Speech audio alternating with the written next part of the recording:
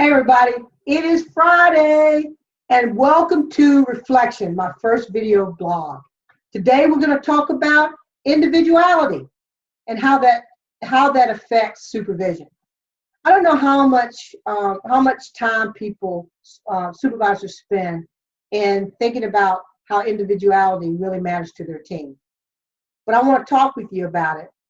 It has cropped up a number of times over the last couple of weeks, me working with different clients. So I wanted to bring it up as a subject. There's a saying, people say this quite a bit. I want to treat people the way I would like to be treated. Well, the new saying is, I want to treat people the way they want to be treated. What's the very big difference there?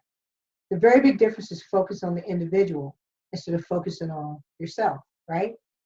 I believe focusing on the individual for great supervisors and leaders is critical if they want to be successful. About a year and a half ago, I got certified in Myers-Briggs, which is a personality profile.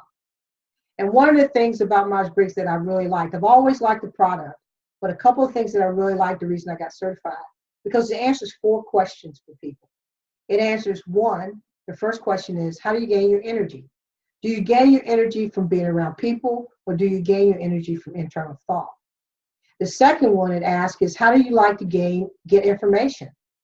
Right? Do you like information given to you in big picture thought, the big goal, and you be able to kind of connect the dots? Or do you like it given to you in more specific ways, or given more steps involved? And then the third question is, how do you make your decisions? Do you make decisions around your values and the people that are involved? Or do you make your decisions around logical thought? And then the fourth question and final question asks is, how do you show up to the outside world? Are you a more structured person? You need a lot of structure and you planned oriented? Are you one of those people that likes more flexibility and have the ability to have a lot of options open before you make a decision? You know, those are 4 major questions that I think are really, really important for supervisors to know about their people. And if you don't know that, I think that it's really important to do something to find those things out.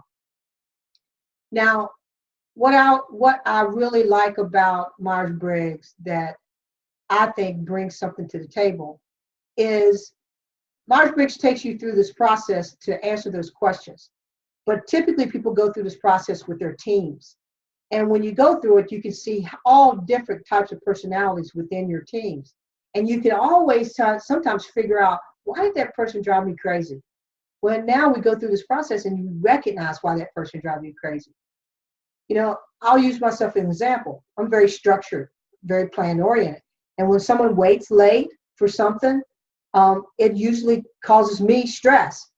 Well, it doesn't matter that it causes me stress. If we have a deadline and somebody makes that deadline and they do it in the way they need to do it, whether they start 5 weeks in advance or they start 2 minutes in advance, but if they meet the deadline, they don't have to do it like I do it.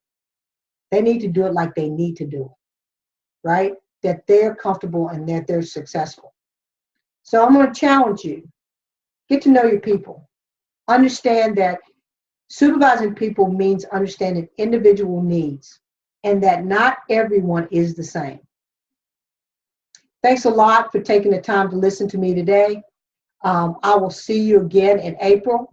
If you need something from me prior to that, you can visit my website. It has my email address and all of it on there, but just in case, dale@dalesmithconsulting.com. And my telephone number is 919-923-3109. You can reach me at my office number. So I hope you have a great month, and I will see you the end of April. Thank you.